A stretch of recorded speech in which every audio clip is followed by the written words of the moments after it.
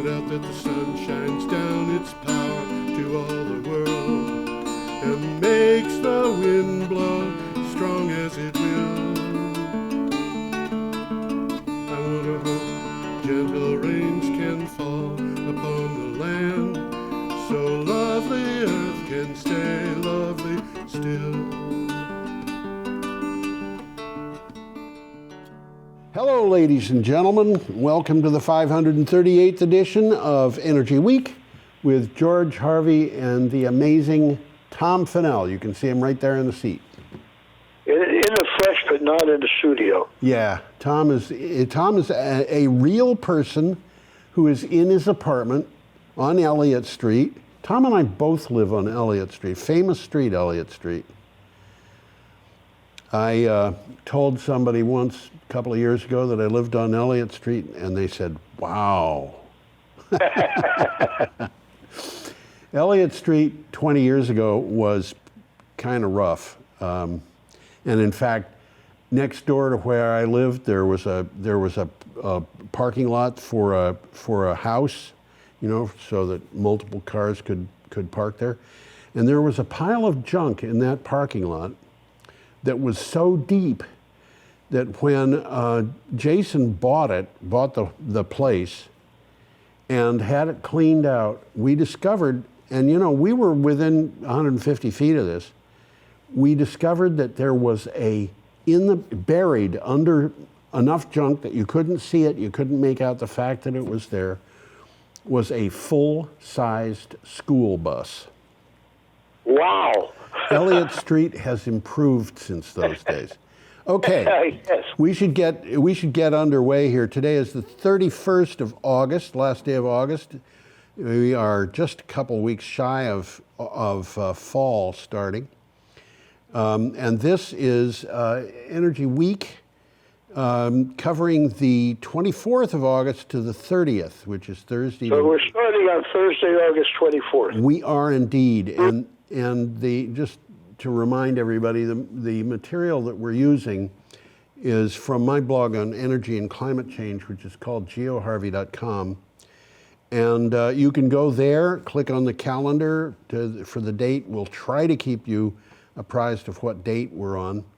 Or you can go to a website that is lower on the page if you're watching this on a computer, or you can download a file which is lower on the page. Both of those would be called Energy Week number 538. But one of them is a download and the other is a text file. The text file and the download both have live links. My blog has... Same thing. Yeah, my blog has live links, and but the two files both also have the pictures and so forth. So some of these links are worth pursuing if you've got the time. These are excellent. Yeah, and we're going to start with a picture of seafood. That's what it looks like to me. I'm getting hungry already. I am too. I love all that stuff, including octopus. Yeah, that's a squid or an octopus. I guess it's an octopus. That is an octopus. You would, if it were a squid. Squid actually have fairly small tentacles compared to the size of their body. Yeah. However, this particular article comes from CNN. And it says, and I quote, China bans seafood from Japan after Tokyo begins releasing treated radioactive water. There's a story there. Yeah, China announced that it was banning all seafood from Japan in response to Tokyo's decision to start the release of treated radioactive wastewater from the Fukushima nuclear power plant, dramatically escalating an already tense feud between the two neighbors. Well, the power plant got destroyed by a wave, which it shouldn't have been.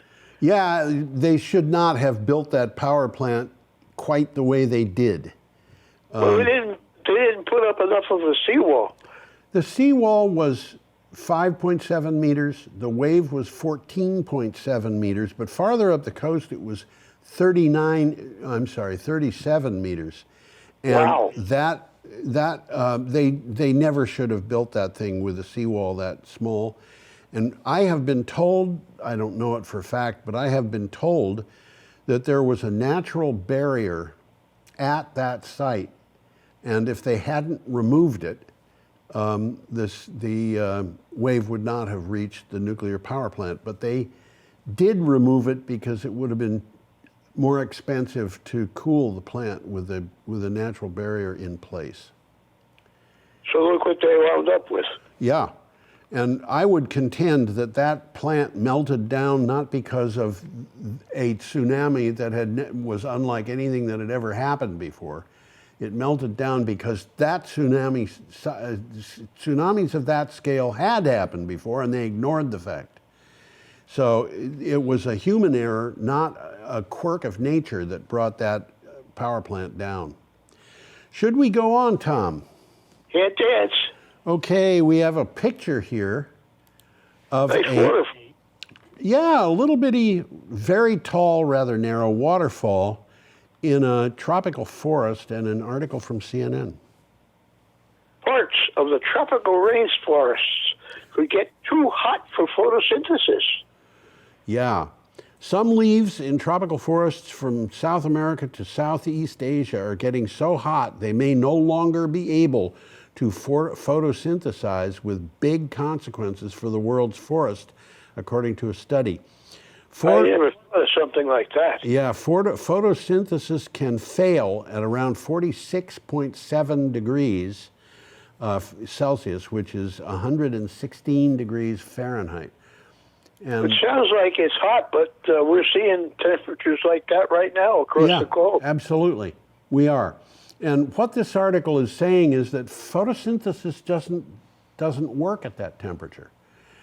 Fortunately, when it gets to 116 degrees or hotter, it doesn't mean that the leaf is permanently unable to do photosynthesis. What it means is, as long as it's that hot or hotter, that leaf is not going to function. Yeah, at that time. At that time. And so, you know, if you never go above 116 degrees, it could still be degraded because of heat. But if you do go above 116, how many hours a day are you up there? Anyway, it's a little bit confusing, but it's not good news. Okay, we have... we got a nice picture of a power plant here. We do. It's a coal-burning power plant, I would guess, based on the fact that it's got those angled... Oh, it's definitely coal burning. Matter of fact, I recognize that one. That's the one in Astoria that was generating power for New York. I thought it was that plant. It's all gone now. It's all photosynthetic. It's all solar panels. Yeah, and they're building batteries at that site too. A huge battery at that site. Yeah. That's true. Yeah. So it's still doing a job, but it's doing it differently. Okay, this is from Clean Technica, and I'll bet you've got a title. Extreme heat makes electricity more expensive, more polluting, and less reliable. Yeah. Extreme heat has hit, let me put that up so people can see it. Extreme heat has hit hard lately from coast to coast. The direct health impact of heat stress is bad enough and dangerous. But extreme heat also hits our electricity system in ways that make it more expensive, more polluting, and less reliable. That's interesting.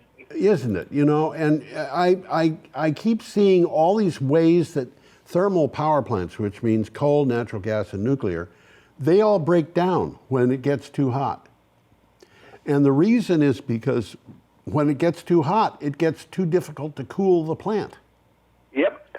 Now, you take a normal thermal power plant, gas, coal, nuclear, baseload power plants, and by the way, I could argue that we really don't need baseload power plants anymore, and I've got Not anymore. I've got a good argument for that.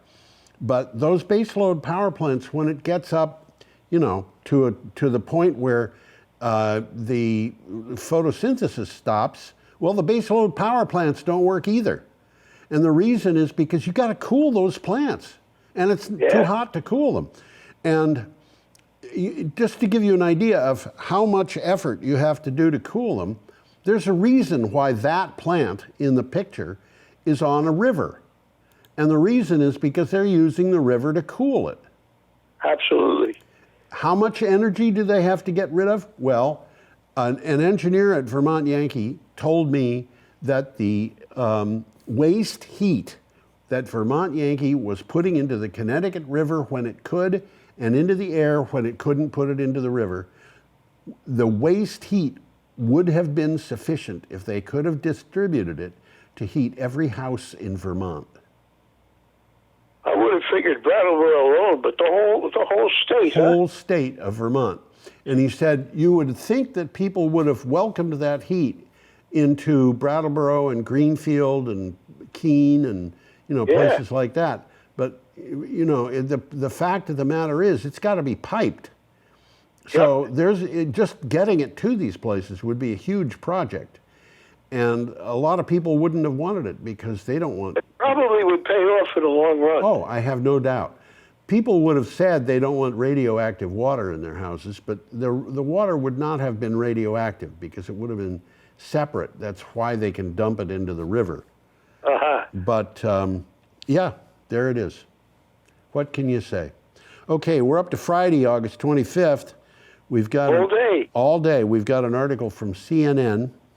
We got a nice picture of Houston's water supply. Houston, that's right. I was reading about Samuel Houston's son and how he did what was called the soiled dove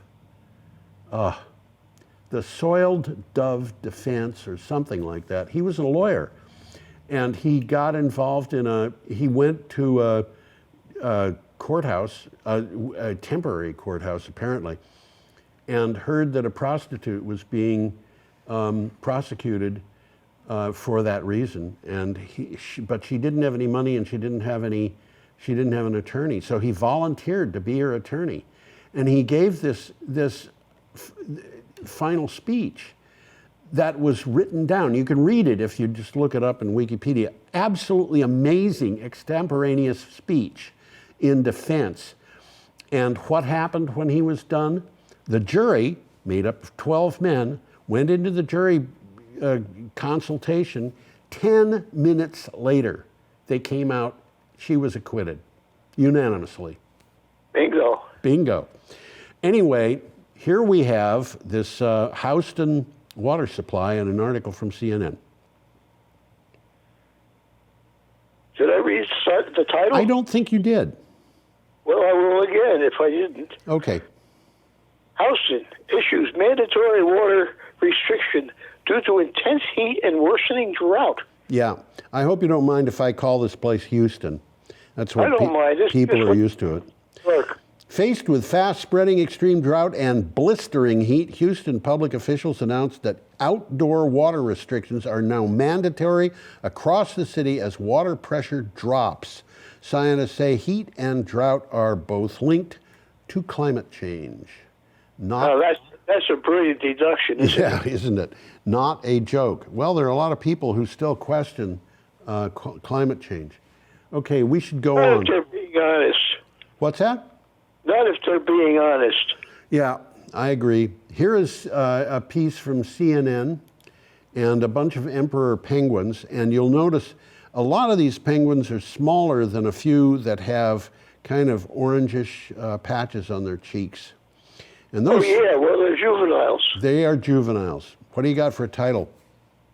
Huge colonies of emperor penguins saw no chicks survive last year as sea ice disappears. Yeah. And they rely on sea ice to live on. They sure do. They don't go to land. They spend their lives at sea. Yep. In the Bellinghausen Sea, 4 out of 5 emperor penguin colonies analyzed saw no chicks at all. That is, for the entire colony, no chicks survived last year as the area experienced an enormous loss of sea ice, according to a study in the journal Nature Communications Earth and Environment. And the problem that the chicks have is that they don't have feathers that cover them that repel water until they get to a certain age. And so these guys have got the I forget what they're called, the pin. No, they aren't pin feathers. They're downy feathers that get wet. And so if they go into the water, they can't swim easily. They are not able to keep themselves warm. They die very quickly. So that's what happened to these colonies. Okay. So they're looking for these little islands of ice to basically live on. Yeah, they have to live on ice until they're old enough to get into the water. And in this picture, you can see whoops, wrong one. They are not right. Here we go. They're little birds, and they're not little, but you know, they will not float even. So, you know, they have no life in the water. They have to stay on that ice until they're old enough to swim, which is kind of like staying in a nest until you're old enough to fly. Yeah, okay. basically. Yeah. Okay, our next picture is a picture of Nikki Haley, or Haley. I don't know how that's pronounced. I've always said Haley, but it could be. I've always said Haley. I think she is Haley. Okay. This is from the BBC. She's going far, this lady, by the way. She's what? She's going to go far. I think so. I mean, she's very bright. A smart lady. Yeah, she's already been governor of South Carolina, and I don't think she's going to quit. I don't think she's going to be elected president, but I don't think she's going to quit. What do you... Well, she's got a better chance than Hillary did. I think that may actually be true. What do you got for a title? Republicans debate, quote, what they said and didn't say about climate. Yeah. One of the Republican debate's most illuminating moments came 20 minutes in. The reaction to it was swift and, among some young people and scientists, angry. Nikki Haley was the only candidate who said climate change was real in a short discussion on the subject. Well, good for her. So it takes a certain amount of courage. I'm laughing at that. I just don't believe it. You don't believe what? That they all think that it's not real? Yeah. Well, they're paid to think it's not real. In a sense, they are very, very much paid, because the people who pay their campaign funds want them to say that it's not real. Bingo. Yeah. Okay. We are up to Sunday, August 26th, and we have an article from Clean Technica and a picture of... We've seen that picture before. I know we have. Yeah. That is a picture of a Vermont home. Or as a woman I knew once said, a Vermont home. Uh-huh. What do you got for a title? Green Mountain Power expands residential storage plan to all. Yep.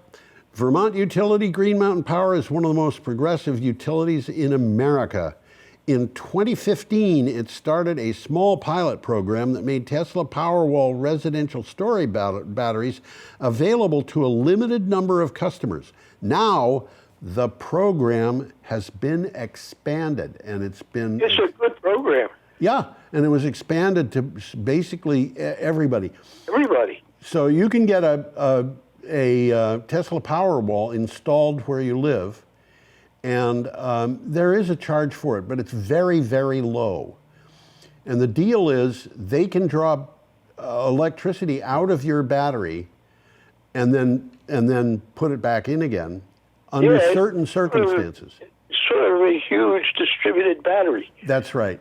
And then if the grid fails, you've got that battery for backup.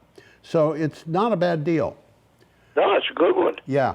Okay, I'm going to push us on to the next picture, which is a picture of a beaver. Who's that guy? Well, you know, he looks a lot like a woodchuck, doesn't he? He's a wet woodchuck with a big, flat tail. Well, we can't see that in the picture. But no, we don't see it, but he's wet, and it's really believable that he's a beaver, not a woodchuck. And there's a little pond behind him. Yeah, and this is from Clean Technica. With beavers to adapt to climate change. Yeah, to mitigate climate change and adapt to a warming planet, We need as many partners as we can get. So, of course, we partner with the beavers. This includes embracing nature as a key ally. Estimates suggest that our nature-based solutions can provide 37% of the mitigation needed to keep climate warming to less than 2 degrees Celsius. That's interesting. Nature-based solutions. Yeah, absolutely. And there are a bunch of them available. And speaking of what's available, we have a picture of a billboard. Now, this billboard would not be allowed in Vermont because Vermont does not allow billboards. That's true. I remember when that law was passed, and it made such a difference in how the state looked. Yes, you're absolutely right. And, you know, I think about driving on roads in New Jersey, where the only thing you could see from the road was billboards. Anyway, this particular... The New York State throughways like that. This is from Clean Technica. Thank you, Big Oil. Campaign targets fossil fuel companies. Yeah, this week drivers traveling on highways in Phoenix, Austin, and Fresno will see prominent billboards displaying a map of record-breaking temperatures that have been recorded across the United States this summer. Its words read, quote, brought to you by Big Oil, end quote, by thankyoubigoil.com. That's very interesting. Yeah. Very interesting development. Yes, and by the way, for anybody looking at that, that is not a picture of temperatures on a given day. That is a picture of the highest temperatures recorded during a given month. Uh-huh. So that's how, you know, the whole country winds up being so hot. Looks like it's particularly hot in the south. Yeah, well, yeah. It always is, but I mean, it's hotter than normal, I think. Yep. Our next picture is a picture of a wind farm, offshore wind farm. It is. Yeah, that's what it is. Amazing. And this is from EV Wind.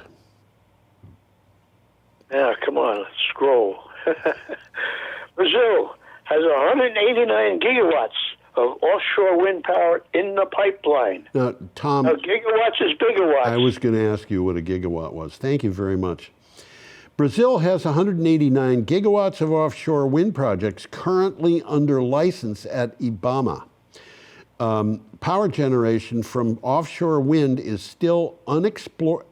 Is a still unexplored market in the country, but companies expect it to develop rapidly once the regulatory framework is approved and the first auctions begin. In other words, they've got offshore wind farms in their pipeline and they haven't even got any approved yet. So these companies are chomping at the bit, waiting to get wind power built in Brazil. So they're ready to go, and the government is kind of dragging their feet. Well, I don't know that the government is actually dragging its feet, but the government has not actually got the auctions put together. But 180 gigawatts of wind power is a lot of wind power. And, you know, it's weird.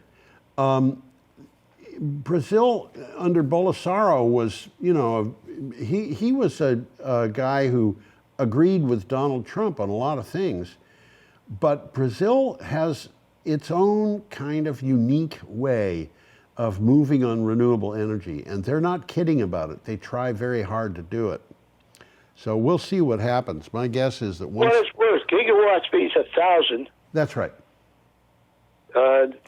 What's the next highest from gigawatts? It's going to be terawatts. Well, terawatts is a million. Gigawatts? Well, okay, yeah. It starts with kilowatts, which is 1,000. That's right. Gigawatts is a million. No, megawatts is a million. Megawatts is a million, yeah. Gigawatts is a billion, and terawatts is a trillion. Yep. Yeah. Okay. Very good. Now we've got a picture of what looks like Adobe buildings. Huh? It looks like Adobe buildings, isn't it? Yeah, there's a different picture than I got. It's called Purmamarca. Yeah, Purmamarca. Those are adobe buildings? No, they aren't. They remind me of adobe buildings. Oh, okay. Yeah. And this is from BBC. And I quote, the indigenous groups fighting against the quest for white gold. Yeah. What is white gold? Well, I'll tell you, it's lithium. And we have a quote here. Our land is drying up and our water is polluted. That was said by a protester at a roadblock in the village of Purmamarca, which is what you're seeing on the screen now. High in the Andes, the village has become, is in what has become known as what is called the Lithium Triangle, a stretch of mountains that holds the world's biggest reserves of lithium. Now, I want to say I don't think this is really necessary. We've got lithium reserves in the United States in one place in the United States, in the Imperial Valley.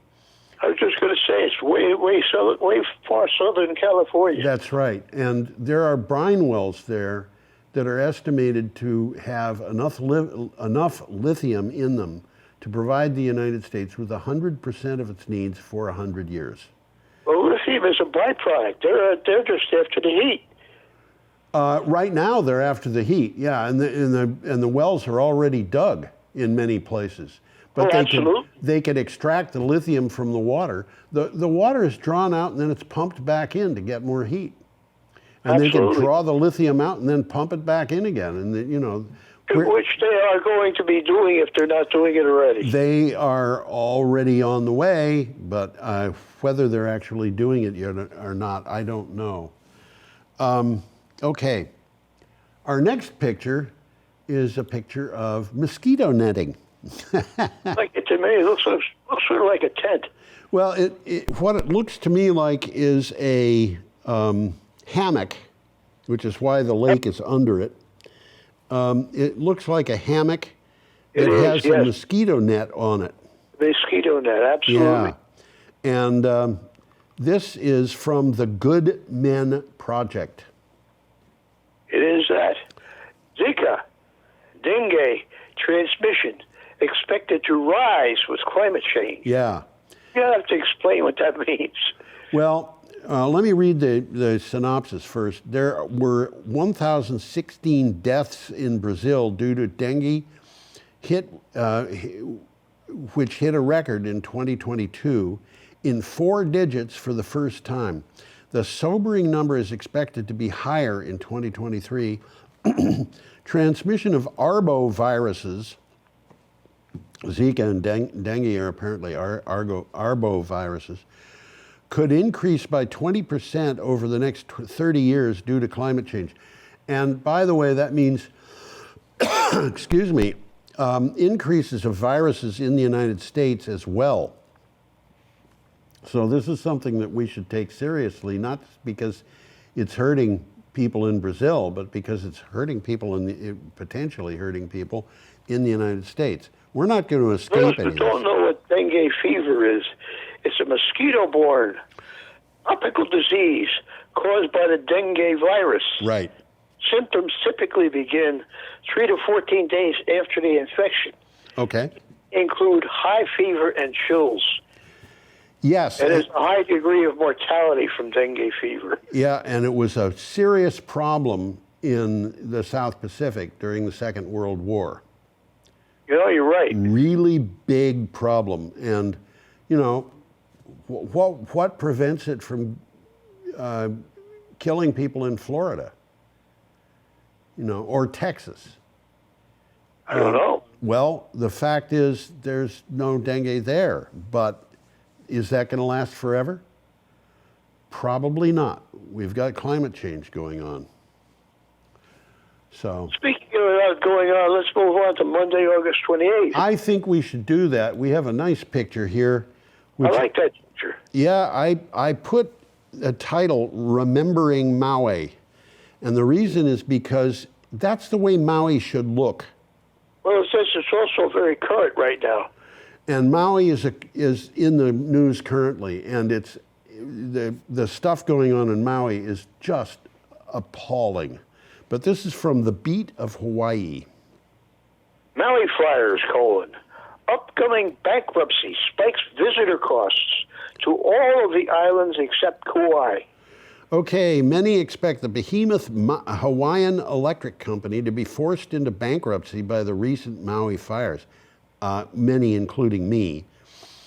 HECO, that's the Hawaiian Electric Company, supplies all of Hawaii's electricity except for what is used on the island of Kauai, which has its own power company and uses renewable energy.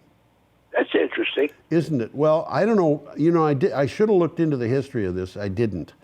I don't know why Kauai, I think that's actually pronounced Kauai, but I don't know why that island has its own power system. Maybe it's because it's small enough that HECO was not interested in developing it. I just don't know. I don't know either. Yeah. Okay, should we go on? Oh, we should talk more about this. Lahaina was, as we mentioned last week, Lahaina was devastated by fires. And the whole business of how the fires happened, why there were no warnings. There was a fire just outside of Lahaina the morning of that the fire broke out, and it happened because 80-mile-an-hour winds were knocking down power lines in areas where the ground and the vegetation was bone dry, and the HECO Power Company is being sued. Well, what happened was that original set of fires was put out. It was 100% contained, and then almost minutes after that, more power lines went down in the city, and they spread rapidly because the winds were going upwards of 60 miles an hour, and there was no alarm. The power supply was not shut off to prevent the broken power transmission infrastructure from starting new fires. I was just going to say, resulting in new fires. It was a complete disaster. And then on top of that, there are charges, for example, that and they are very widespread, and it's hard to imagine how they could be that widespread without having something behind them, that the police were not letting people out of the city as it was burning. I tried to look into those, couldn't get very far, except there was a problem with a major road, and the police were diverting traffic away from that road because it was impassable. People were going into a parking lot, and the most logical way out of the parking lot was on Front Street, which was a major traffic jam. Some people did get out going in a different direction, but it's amazing to me that a lot of the people, it's just amazing that they survived. And this is a city which is something like 20,000 people. It's not actually a city, it's a town, but it was the first capital of Hawaii. It was 20,000 people. It's bigger than Brattleboro. It is. It's bigger than Brattleboro, almost double. It was the first capital of Hawaii. It had some historic buildings there. It had the biggest banyan tree in the United States, which covered 2/3 of an acre. Did we talk about that? We did. Banyan trees have horizontal limbs, and they put down roots from them, and the effect is to have more and more trunks as time goes on. So you're looking at a whole forest, and it's only really one tree. It's one tree, yeah. We should get going on. Okay, we have a picture of a solar array and an article from Clean Technica. Can California cropland be repurposed for community solar? Yeah. Of course it can. Of course it can. When you think of solar power, California undoubtedly comes to mind. Surprisingly, its community solar programs haven't been able to gain any traction. out of 5,700 megawatts of installed community power in the community solar power in the United States, less than 1% is in California. Now, that means California has less than 57 megawatts of community solar power. That's nothing. It's got 40,000 megawatts, 40 gigawatts of solar power. And it's something like close to 0.1% of that is community solar. And it's because the structure of the system there doesn't favor community solar. So there's not enough money to be made. Well, they've got to come up with a structure that makes sense for people. That's the problem. Yeah. Well, this whole thing about solar power is still in transition. It's going to be for a while. Yeah. Oh, for a while. Yeah, it'll take and time. There's going to come a time, and it's not too far in the future, where people are going to look back and say, "Can you imagine they used to pay for fuel?" Yeah. Okay. Our next piece has a picture of a farm field in China. Like that to me. What's that? Looks like that to me. And the article is from Clean Technica. China's summer of climate destruction.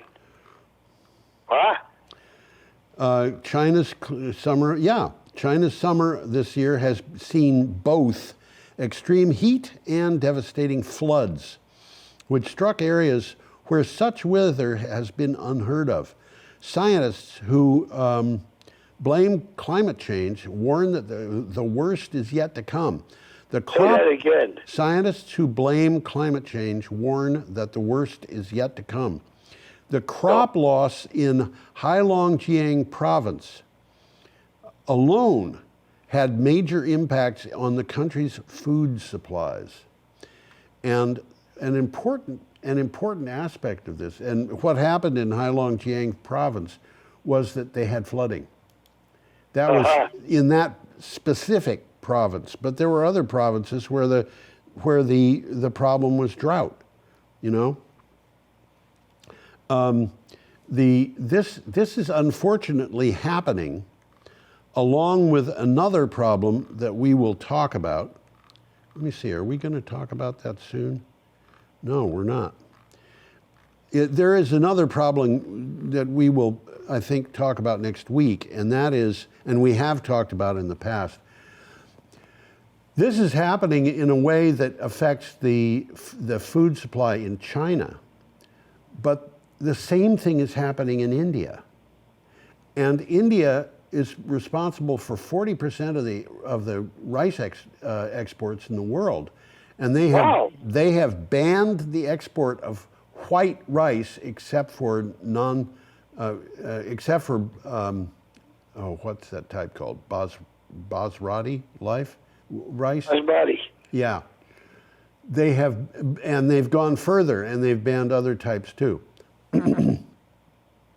Yeah, basmati rice is it's nice rice. Yeah, and they were permitting that to be exported. Now, what the more recent limits on export are, I don't know. They have other kinds of rice that's not white. They've got brown rice and black rice and so forth. All sorts of different kinds of rice. Many different kinds of rice.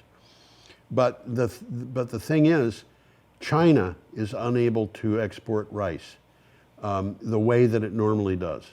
40% of the market.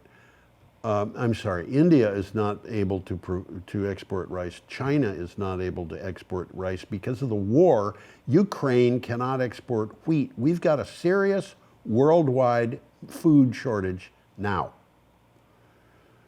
That's interesting, because you don't hear about that, and it's real.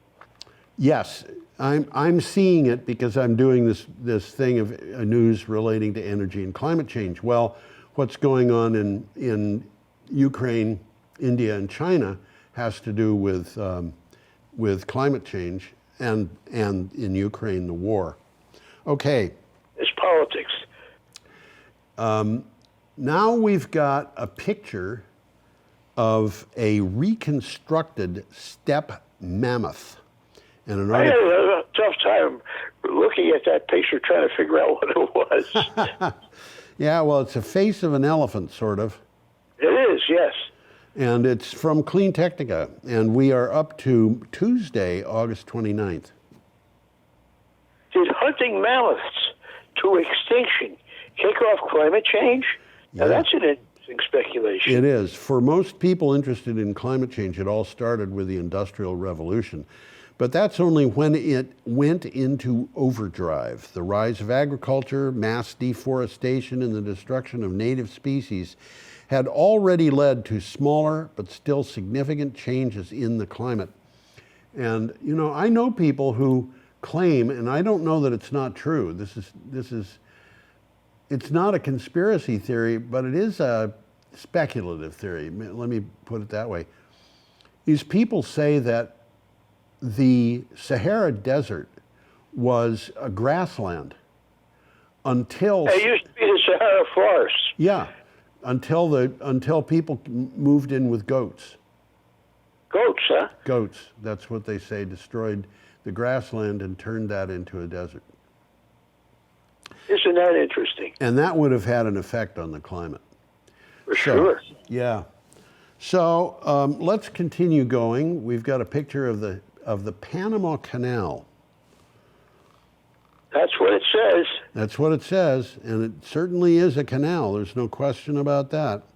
Panama Canal is pretty big. Well, there's not too much room on either side of that ship. No, and if you think about it, you know... That's by design. Yes, it is. Have you ever been on a battleship? Yes, when I was a kid, I was on the Missouri when it was docked in New York. Okay. I've never been on a battleship, but I've stood next to one. These things are... A battleship is unimaginably big unless you've actually... Oh, it's huge. Unbelievable. I mean, standing next to one, it was like... That ship was so big that the only thing I could see was a solid wall of iron. Or steel, I should say. Anyway, this is from Clean Technica. My father went through that canal. Did he? Yeah. He was on, Okay. on a destroyer in the Second World War. What do you got He for was title? going from the East Coast to the West Coast. He had been in Hawaii at Pearl Harbor when it was bombed. And he wasn't actually on his ship when it was bombed, but he was on his ship and out of the harbor later that day. He got there as fast as he could. And he was in the war in the Pacific on destroyer-class ships for the entire war, except for going to, I don't remember where it was. He might have gone to Bath, Maine, or I don't remember. But he went to New England to pick up, to get onto a ship that he was... I was just going to say to pick up. Yep. Yeah, and then he went... Probably still just being delivered. Yeah, it was just being delivered. And he told me what it was like to go by New Jersey during the daytime on that destroyer. And he said it was unbelievably depressing because every beach in New Jersey was black. No kidding. Because of all the tankers that had been sunk off the New Jersey coast. Wow. Yeah. Never heard that one before. You think of ecological disasters, and then what happened? The President of the United States says, we got to shut the lights off so the German submarines can't see our tankers at night. And what happened? The people in New York City and Atlantic City and you name it, said, no, we can't do that. It'll be bad for business. So bad for business was an excuse to let your own tankers sink. Wow. Turning your own shore black, killing your own sailors. Business has got its problems. Okay, this is from Clean Technica. What have you got for a title?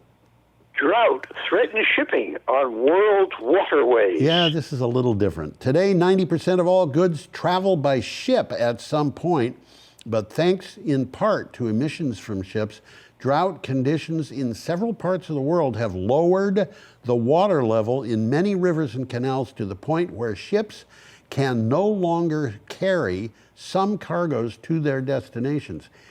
Panama Canal is one of those The drought has affected the height of the lakes, inland lakes in Panama. The other thing, you take, for example, the Mississippi River and the Rhine. We've had problems in both where the ships just couldn't go anywhere because the channels had got so narrow that they had to go through one at a time. So there you have it. We should probably go on. Can't dance, as I'm fond of saying. Yes. And this is a picture of Crown Prince Haakon. Yeah, there he is. And this is from Renewable Energy Magazine, and I have a comment about that picture. Well, he's the Crown Prince of Norway, isn't he? Yes, he is. That's correct. So what do you got for a title? World's largest floating offshore wind farm is officially opened. Right. The High Wind Tampen Wind Farm was opened recently by Crown Prince Haakon of Norway. Gullfox and Snorre are the first gas and oil fields in the world to receive power from offshore wind, reducing CO2 emissions. The High Wind Tampen Wind Farm has a capacity of 88 megawatts. This is appalling. The purpose of that wind farm is to provide carbon-free electricity to 2 offshore oil fields. Does that make sense? This doesn't sound like it makes sense. And I'll tell you what else is wrong with this picture. The Crown Prince is opening the wind farm by connecting 2 cables. Now, is that set of cables capable of carrying 88 megawatts? Not in this world. Not in this world, no. I don't think so. Okay. Shall we go on or just leave that to die on the vine, as they say? Leave it to die on the vine. Let's get something going. Okay, we've got a nice picture here of Hallstatt, Austria, Österreich. And there it is. Oh, isn't that pretty? Nice little town, isn't it? Isn't it nice? Yeah. This is from Reuters. Fossil fuels share in EU power mix at the lowest level since records began. I was so struck by this. Fossil fuels produce just 33% of the European Union power in the first half of 2023. Just 1/3 of the power comes from fossil fuels. Well, and that's declining. Yeah, it's the lowest share in records going back to 1990, which was the time when they started keeping these records. They could probably figure out what it was before that, but this is where they started keeping the records. And this is according to think tank Ember. The main reason... As I've said, I even said it on this show already, that fossil fuels are on the way out. Yeah, absolutely they are. The main reason why there was fossil fuels declined is that there was lower power demand. There was lower demand for electricity, and that meant that rising renewable energy output could meet the more of the demand. Now, I want to point out there's 2 reasons, and that doesn't actually mention one of them.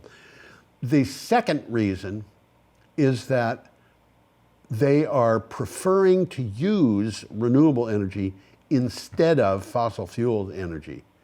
They could have... Well, as I've said, I already said it on this show. Yeah. That in the future... People are going to say, remember when they used to pay for energy? That's right. People used to buy fuel. For fuel. What a weird thing to do. Just imagine. Okay, next... They are changing. Well, yeah, the times are changing. That's right. The next picture we have is a picture of I should put that up so people can see it. This is a picture of cyanobacteria. Now, these things, when I was in high school, they were not called cyanobacteria. They were called blue-green algae. Yes, right. But it was very clear that they were not like any other algae. There were different kinds of algae, And cyanobacteria was really, really different. And for one thing, it was not the size of bacteria. I mean, algae, the cells were not the size of algae cells, and they weren't built the way algae cells were. They were the size of bacteria, and they were built like bacteria, but they had the ability to photosynthesize.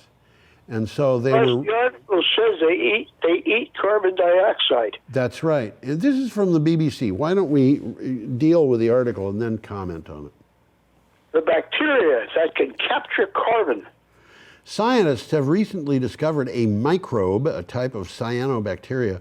And by the way, it is not the thing that you're looking at. It's similar to the thing that you're looking at, but that picture was taken before they discovered this. Off the coast of a volcanic island near Sicily, it eats carbon dioxide astonishingly quickly. The microbes found in September 2022 are, quote, hyper efficient at taking up carbon dioxide through photosynthesis, end quote. And that is according to one of the scientists. Now, kind of interesting. It is interesting. One of the things that's important about this is that when these microbes take it up, they apparently take it up about 25% faster than anything else that is known. And that means they're converting the carbon dioxide into much larger molecules, so that it will be used in, well, if it were a plant, it would be used in for the manufacture of sugars and starches, oils perhaps. It would be used for the building the cell walls of the plants, which are cellulose and hemicellulose and so forth. Cellulose is a plastic, by the way, and hemicellulose is also a plastic, but it happens to be water soluble, and it's a thermal plastic. So this concept here has a future. This concept has a future, and it could be used for reducing the amount of carbon dioxide in the atmosphere, and at the same time supplying human beings with something that they could use instead of pumping oil out of the ground. That's interesting. So it is an interesting development, and it has a future, yes. And we have a last article, and I'll put this up. Whoops. And this... A nice picture. It's I've never even thought about the fact that there would be fall colors at the Great Wall of China. But there are fall colors at the Great Wall of China. Now that Great Wall of China in itself is very interesting. I mean, this is an engineering feat. It is an engineering feat. But the other thing that's going on here is that we have another feat that has happened and is happening. Why don't you? This is from CNN. Why don't you read the title? Chinese people are living 2 years longer thanks to the war on pollution. Yeah. 10 years ago, this is just 10 years ago, China's capital was often covered in thick yellow and gray smog. Oh, I remember seeing pictures of it. Oh, yeah. The air quality was so bad that Chinese leaders launched a multi-billion-dollar, quote, war against pollution, end quote. Now, we talked about that 10 years ago on this show. I remember it. Uh-huh. And, all right, so a decade on. I can remember seeing pictures of China. Yeah, unbelievable. You couldn't see a person walking on the street, the fog was so thick. Yeah, that's right. A decade on, China's pollution levels have fallen 42%. Now, the effect of that in China has been to add 2 years to the life of a person living in that part of the world. An average person. That is significant. You know, here we are in Vermont, and in Vermont, people don't think about air pollution quite the way they should, I don't think. We have people dying early because of air pollution in Vermont. People come here because the air is good. But the air is not good enough to prevent people from dying. And the figures that I've seen say that the numbers dying are on the order of 250 or 300 or 325 people per year. And these figures are studies that came out of places like, I know that one of them came from MIT. And this was from Vermont's air, which is pretty clean. Yeah, it's from Vermont's air. But Vermont, unfortunately, because it has no big cities, I mean, you could argue that Burlington is a big city, but not compared to a lot of big cities. Springfield, Vermont is tiny compared to Springfield, Massachusetts, and most other Springfields possibly. But nevertheless, because of that, the people in Vermont drive a lot. People in Vermont are much more rural than people in many states, and they drive. They're forced to drive. Yeah, forced by their own decisions. They don't have to live in the countryside, but they want to. Oh, I agree with you there, but the fact that they do, they have to drive. That's right. And they do. And the result of that is that we have a lot of gasoline and diesel oil being burned. We also have a lot of oil and propane and natural gas in some areas being burned for heat. For heating houses, yep. We have wood being burned, and wood can be burned cleanly, but a lot of wood is not burned cleanly, and that produces air pollution, and people in Vermont die because of air pollution problems. If we You don't think about that? No. If we address climate change, we will be addressing a bunch of health problems. And the same thing is true the other way around. If we just get very serious about addressing health problems, that will deal with climate change. And the thing what you're saying is true. It's just I never thought of it that way. Yeah. And what is stopping us? Well, the thing that's stopping us is that we keep paying, we keep electing legislators whose campaigns are paid by big oil companies and so forth. And I have no doubt about it. Counterproductive, isn't it? What's that? That's kind of counterproductive, isn't it? A little bit counterproductive, yeah. Okay. So we've only got a few seconds left for the show. I'm going to put up our last slide, which says, have a perfectly pleasant week. And then I'm going to wave goodbye. And Tom is waving goodbye. Waving goodbye. And Tom's cat might or might not be waving goodbye. Oh, he's laying on the floor. He's taking a nap. Did I tell you, by the way, Tom, that we have quail at our house? I think you did. Yeah, they're very quiet birds. They're fun. They hatched 6 weeks ago, and now they're adults. That's neat. Yeah. When I was a child, I did childish things. Now I am adult, I do doltish things. See you next week, Tom. See you next week, everybody. Adios, everybody.